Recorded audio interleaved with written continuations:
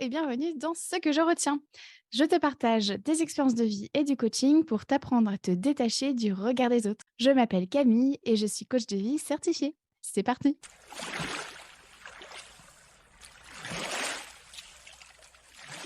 Aujourd'hui, dans ce 42e épisode, je te partage ce que je retiens de mon sentiment d'illégitimité à être hospitalisée et je te donne des clés pour t'apprendre à utiliser tes pensées à ton avantage. Alors, ces dernières semaines, je me suis retrouvée plusieurs fois aux urgences de l'hôpital et j'ai même dû me faire opérer en urgence.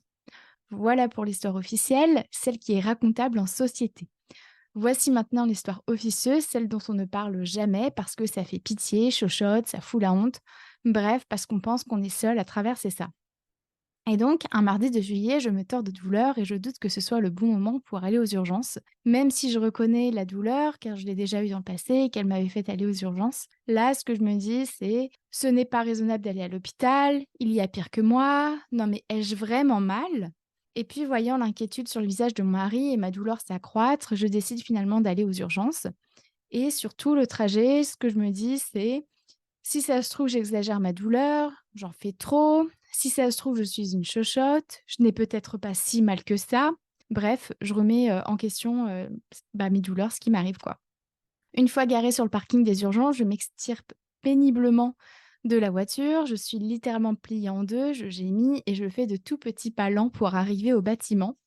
Et là, je me dis, j'ai l'air ridicule, si ça se trouve, on va penser que j'abuse, je ne vais quand même pas demander une chaise roulante, j'ai peur de déranger, je veux pas passer pour une meuf chiante, etc. Et puis, une fois rentrée dans le bâtiment, on me dit que je vais passer en priorité.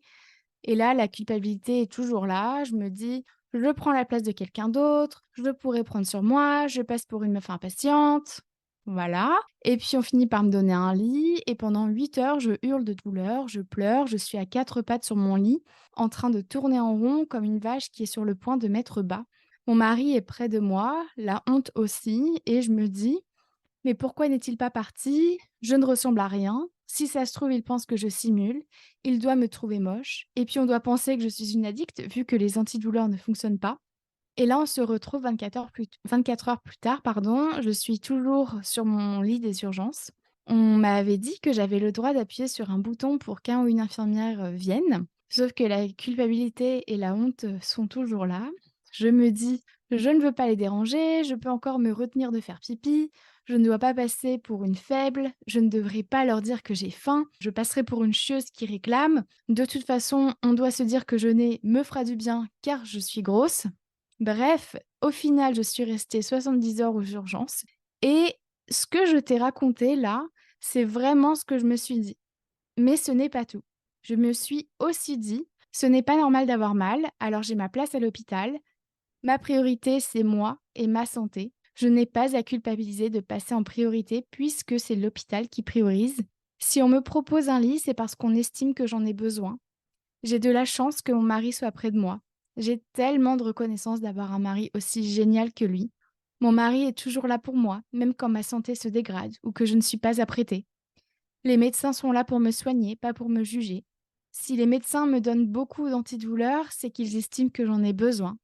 Si le bouton existe, c'est pour demander de l'aide. Je me choisis. Ne pas demander de l'aide, c'est inconfortable. En demander aussi. Alors autant choisir mon inconfort et demander de l'aide. Et je me suis aussi dit: «Je prends soin de moi». Je m'arrête là pour les exemples, mais il y en a tellement d'autres. Et donc si j'ai ressenti de la culpabilité et de la honte, ces émotions désagréables ne sont restées que quelques instants. Elles ne m'ont pas tétanisée. J'ai su laisser plus de place à la gratitude, à la compassion et à l'amour. Et ces 3 émotions sont bien plus agréables à ressentir et surtout, elles sont créatrices. Elles m'ont permis de prendre soin de moi. Ce que je retiens de mon sentiment d'illégitimité à être hospitalisée, c'est que toutes nos pensées ne se valent pas. Certaines sont parasites, d'autres sont créatrices. Et je vais t'expliquer comment les distinguer, mais avant, petit quiz. Sais-tu combien de pensées a-t-on en moyenne par jour? Eh bien, selon une étude scientifique de 2020, que je te liste dans les notes de l'épisode, nous aurions environ 6000 pensées par jour. Et ouais, ça en fait des pensées. Alors, d'où viennent nos pensées? Eh bien, j'ai la croyance que nos pensées sont influencées par notre culture, notre environnement, la région du monde dans laquelle on évolue et aussi l'époque dans laquelle on vit. Et là, je m'appuie sur la théorie de l'écologie du développement humain de Bronfenbrenner. Encore une fois, les sources sont dans les notes de l'épisode. Mais en gros, l'enfant se construit de manière complexe en fonction de plusieurs systèmes qui interagissent les uns avec les autres. Comme par exemple, l'école, la famille, les voisins et les amis vont influencer le développement de l'enfant. Et ce système-là est lui-même influencé par celui des relations entre l'école et la famille de l'enfant. Ce système étant lui-même influencé par tout ce qui regroupe les médias, la famille éloignée, les amis de la famille, les situations professionnelles des parents. Et ce système-là est aussi directement influencé par le système suivant qui regroupe les normes sociales, la politique, la culture, le système économique. Donc, en gros, ce qu'il faut que tu retiennes, c'est que on hérite pas mal de nos pensées de la société, c'est-à-dire de l'extérieur. Oui, tu as bien entendu. Nos pensées viennent de ce qu'on nous a socialement appris à penser. Avec le temps, on apprend à penser par nous-mêmes, mais on reste tout de même influencé par la société et par nos mécanismes de survie acquis dès l'enfance. Et là, je te parle de tout ce qu'on te dit plus jeune et que tu as internalisé afin de survivre. Par exemple, lorsque j'étais enfant, on m'a dit qu'il fallait toujours se débrouiller seul. J'ai donc commencé à penser que demander de l'aide, c'était mal, que ça voulait dire que j'étais faible. Mon mécanisme de survie a donc été de ne jamais demander de l'aide. Et c'est comme ça que j'ai commencé à avoir honte d'avoir besoin d'aide. On m'a aussi dit qu'être une belle femme, ça voulait dire être mince. Alors, quand j'ai commencé à prendre du poids, je me suis dit que je n'étais pas belle et c'est là que la honte de mon corps a commencé à arriver. Et c'est comme ça que j'ai évité de côtoyer certaines personnes parce que j'avais peur qu'on me juge comme étant moche. Et donc, toutes ces pensées internalisées depuis l'enfance, tu les amènes dans ta vie d'adulte. Et il y en a certaines que tu arrives à déconstruire avec le temps et d'autres qui restent collées à toi comme un chewing-gum collé sur ton jean, voilà, tout séché. Et avec le temps, bah, finalement, tu ne te rends même plus compte que le chewing-gum est là, puisqu'il fait partie du jean. Eh bien, c'est la même chose pour tes pensées. Certaines pensées nous reviennent automatiquement, même si elles nous font mal. Elles sont tellement fréquentes qu'on les croit vraies, et c'est ce qu'on appelle l'effet de vérité illusoire. Il s'agit d'un biais cognitif qui consiste à croire quelque chose comme étant vrai après y avoir été fréquemment exposé. Concrètement, ça ressemble à quoi? Eh bien, parce qu'une pensée revient souvent dans notre tête, on estime qu'elle est vraie. Or, ce n'est pas le cas, il s'agit d'un raccourci que fait notre cerveau. Et donc, si on ne peut contrôler toutes nos pensées, on peut en revanche choisir d'accorder de l'importance à certaines plutôt qu'à d'autres. En effet, certaines pensées nous tirent vers le bas, c'est ce que j'appelle les pensées parasites, tandis que d'autres nous tirent vers le haut, et c'est ce que j'appelle les pensées créatrices. Cependant, attention, s'il est coutume dans le dev perso de parler de pensées utiles et inutiles, je trouve que c'est une connerie sans nom. Chaque pensée que nous avons nous a été utile à un moment donné dans notre vie.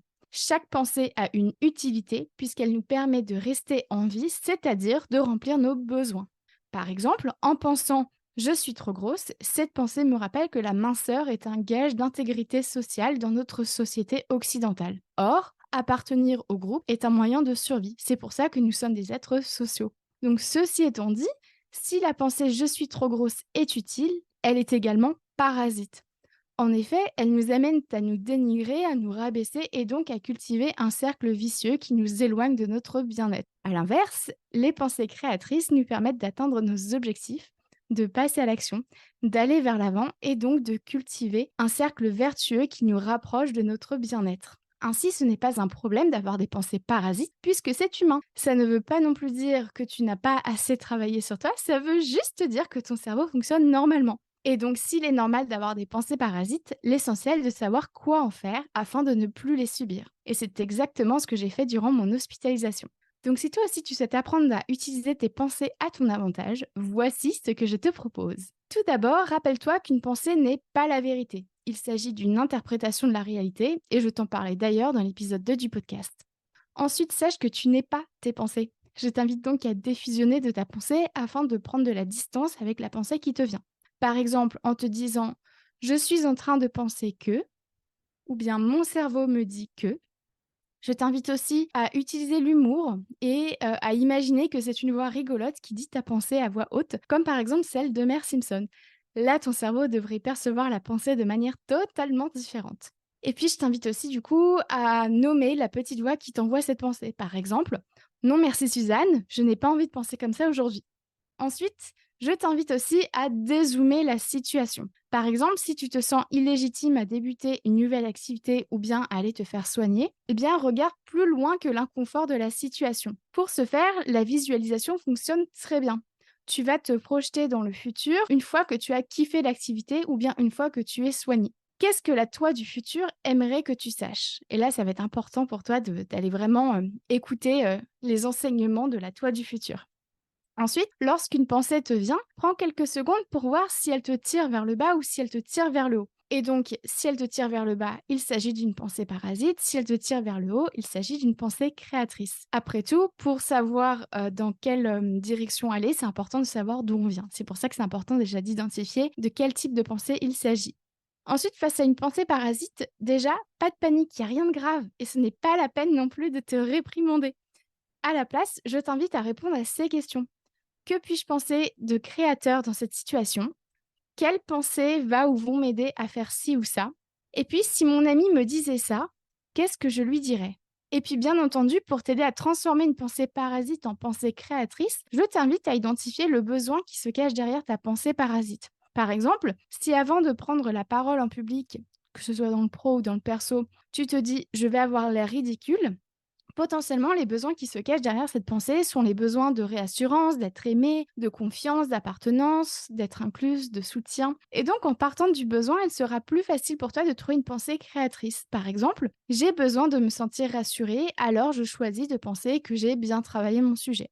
Ou bien, j'ai besoin de me sentir aimée, alors je choisis de penser que je suis là pour moi quoi qu'il se passe. Ou encore, mes proches même tels que je suis. Je t'invite aussi à préparer en amont les événements durant lesquels tu sais que tu as tendance à avoir des pensées parasites, comme par exemple avant une sortie en famille, ou bien un entretien, ou une prise de parole en public. Donc, pour préparer, t'invite à lister toutes les pensées parasites que tu pourrais avoir et à aller trouver des pensées créatrices pour les contrebalancer. Je t'invite aussi à écouter l'épisode 37 sur le biais de pessimisme et le 38 sur l'effet de projecteur. Et enfin, sache que plus tu t'entraînes à repérer tes pensées parasites et créatrices, plus ce sera facile et spontané et plus tu cultives des pensées créatrices, plus elles viendront à toi spontanément. Je t'invite donc à recueillir tes pensées créatrices dans un carnet ou sur ton téléphone et tu peux aussi te les répéter en utilisant des touchés apaisants comme mettre une main sur ta poitrine ou bien en caressant tes avant-bras, en prenant ta main dans l'autre main, etc. Et voilà pour aujourd'hui. Et toi, que retiens-tu de cet épisode?